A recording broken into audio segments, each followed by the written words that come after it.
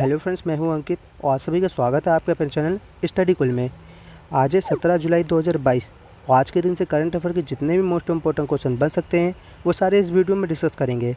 साथ ही हर क्वेश्चन से रिलेटेड मैं इंपॉर्टेंट फैक्ट भी बताऊँगा, तो पूरा वीडियो ध्यान से देखिएगा। वीडियो के लास्ट में आपसे क्वेश्चन पूछूंगा जिसका जवाब आपको कमेंट बॉक्स में देना है। आज के करंट अफेयर की PDF फाइल आप वीडियो को डिस्क्रिप्शन से डाउनलोड कर सकते हैं।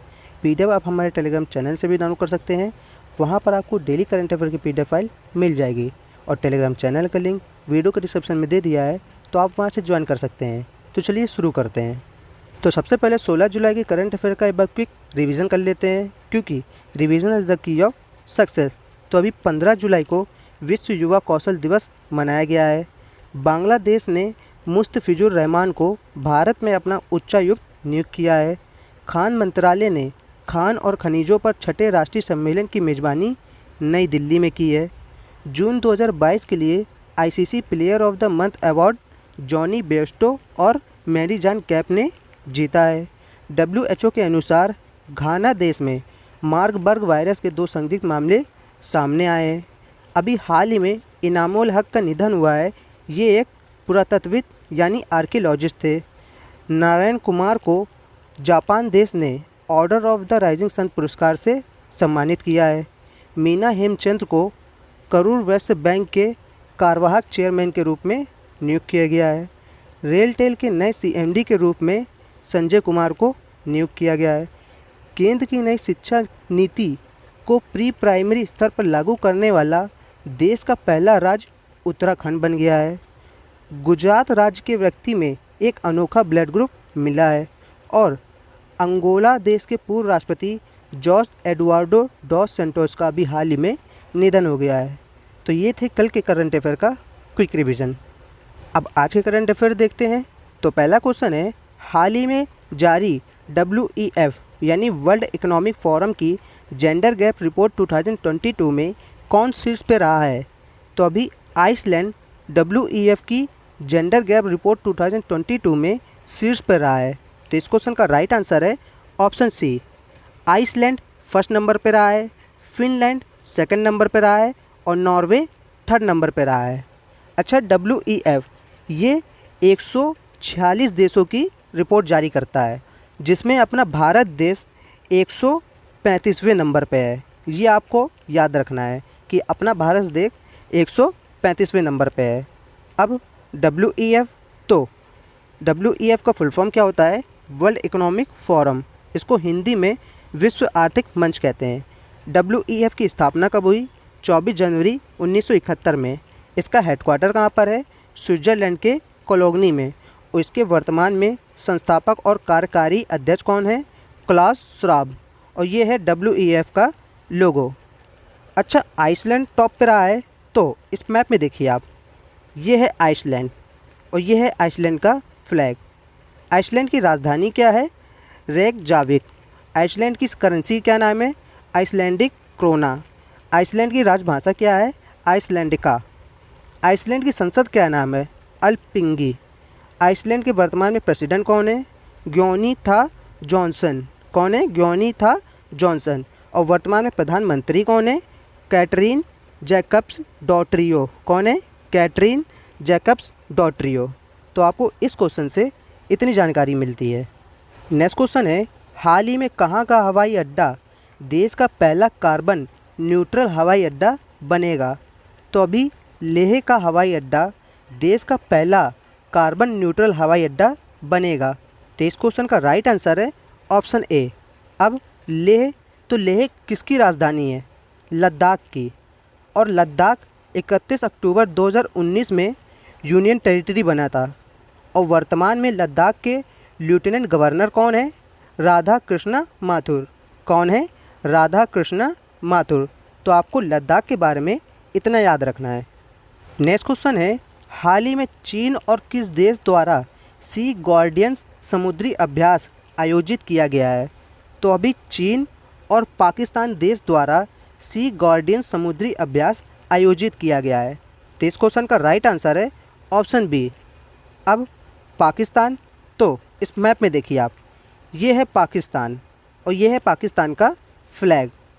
पाकिस्तान की राजधानी क्या है? इस्लामाबाद। पाकिस्तान की करेंसी क्या नाम है? पाकिस्तानी रुपया। पाकिस्तानी की राजभाषा कौन सी है? उर्दू।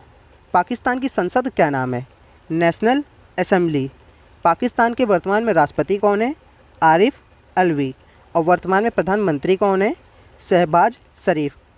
अच्छा, भारत और पाकिस्तान को डिवाइड करने वाली लाइन को क्या कहते हैं? Radcliffe line. नेक्स्ट क्वेश्चन है, हाल ही में भारत की पहली स्थानीय रूप से निर्मित किस वैक्सीन को DGCI की मंजूरी मिली है? तो भारत की पहली स्थानीय रूप से निर्मित HPV वैक्सीन को DGCI की मंजूरी मिली है। तो इस क्वेश्चन का राइट आंसर है ऑप्शन ए। इस वैक्सीन का उत्पादन SII यानी सीरम इंस्टीट्यूट ऑफ इंडिया करेगी।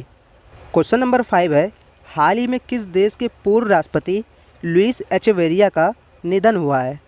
तो लुइस एचेवेरिया ये मैक्सिको के पूर्व राष्ट्रपति थे और इन्हीं का भी हाल ही में निधन हो गया है। तो इस क्वेश्चन का राइट आंसर है ऑप्शन सी।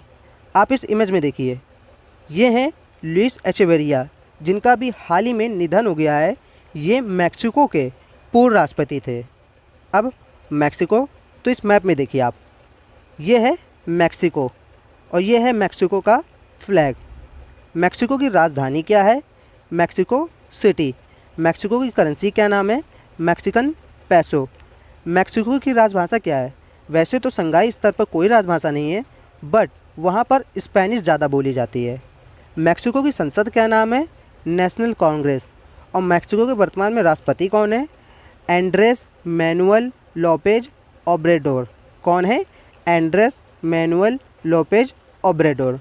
तो आपको इस क्वेश्चन से इतनी जानकारी याद रखनी है। नेक्स्ट क्वेश्चन है, हाल ही में पुरुषों की ICC ODI रैंकिंग में भारत किस स्थान पर पहुंचा है?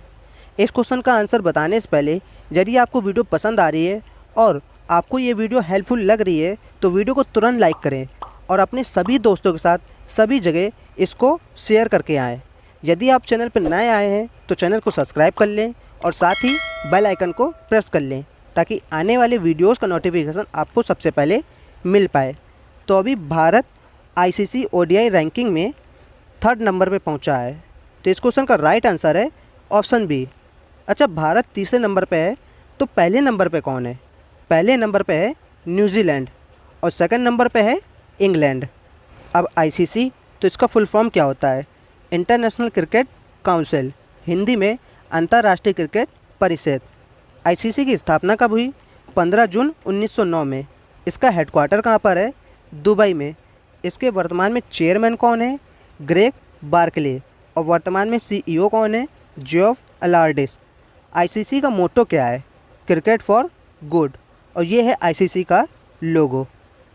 नेक्स्ट क्वेश्चन है, हाल ही में जारी इंडिया रैंकिंग 2022 में कौन शीर्ष पे रहा है? तो अभी IIT मद्रास इंडिया रैंकिंग 2022 में शीर्ष पे रहा है। तो इस क्वेश्चन का राइट आंसर है option C. IIT Madras top पे रहा है।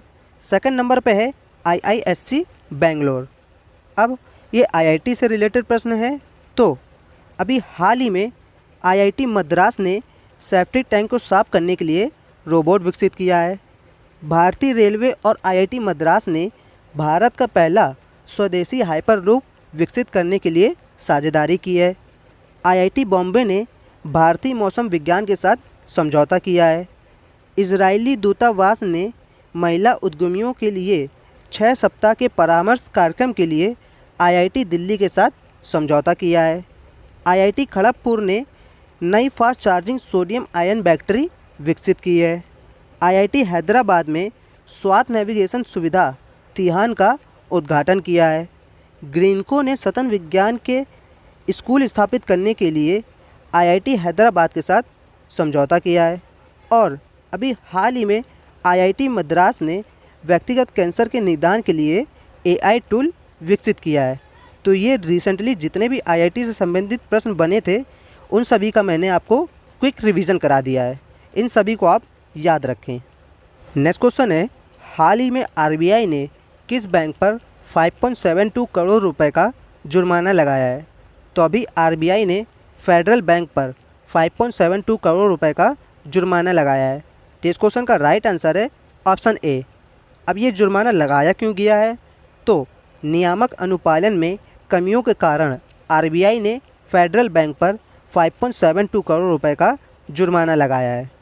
अब ये जुर्माना फेडरल बैंक पर लगाया गया है। तो फेडरल बैंक की स्थापना कब हुई? 23 अप्रैल 1931 में। इसका हेडक्वार्टर कहाँ पर है? केरल के अलुवा में। और इसकी संस्थापक कौन है? KP Hormuz.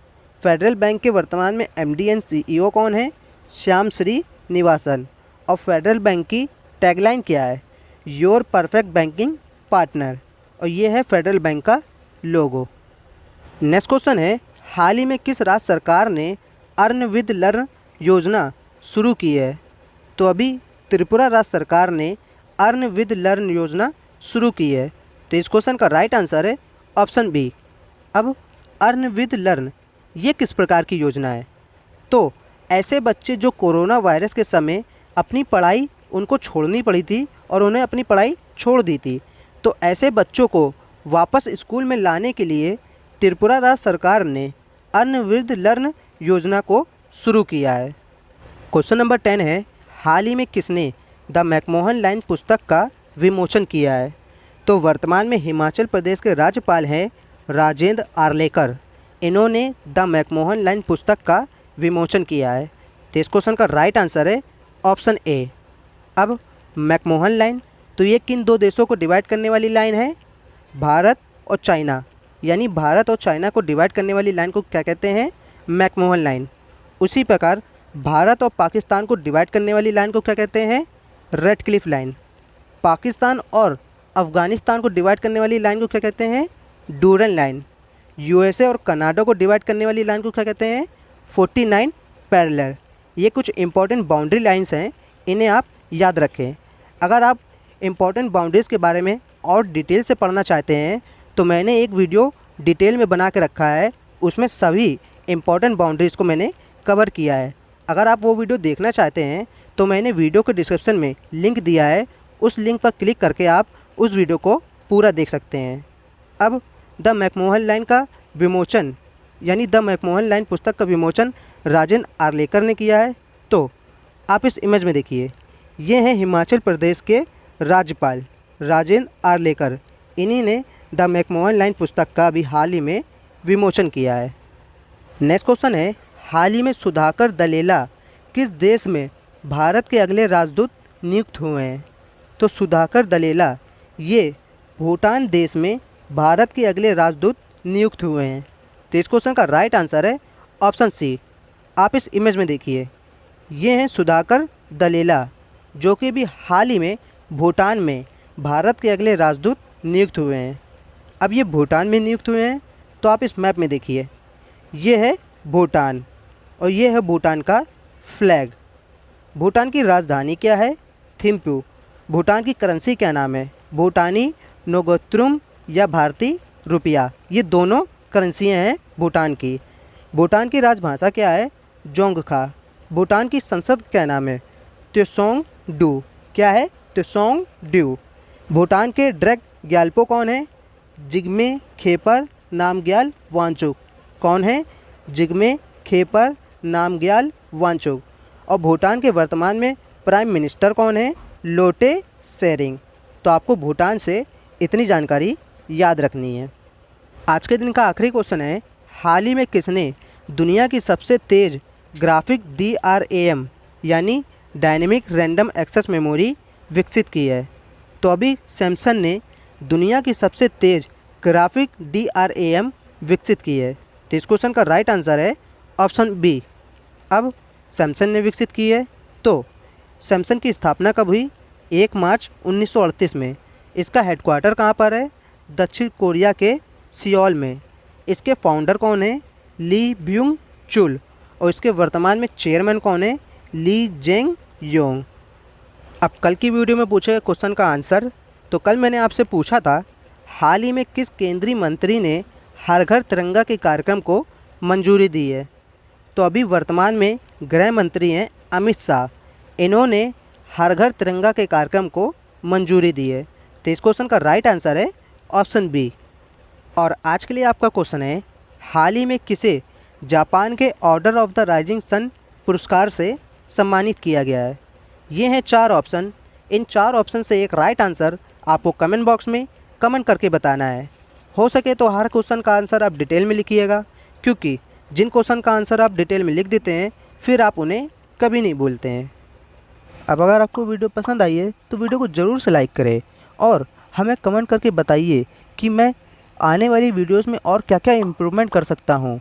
आपके लिए मैं क्या क्या इस करंट अफेयर्स की सीरीज़ में क्या क्या ऐड कर सकता हूँ जो आपके एग्ज़ाम पॉइंट ऑफ व्यू से बेनिफिट हो। आप हमें कमेंट करके ज़रूर बताएं।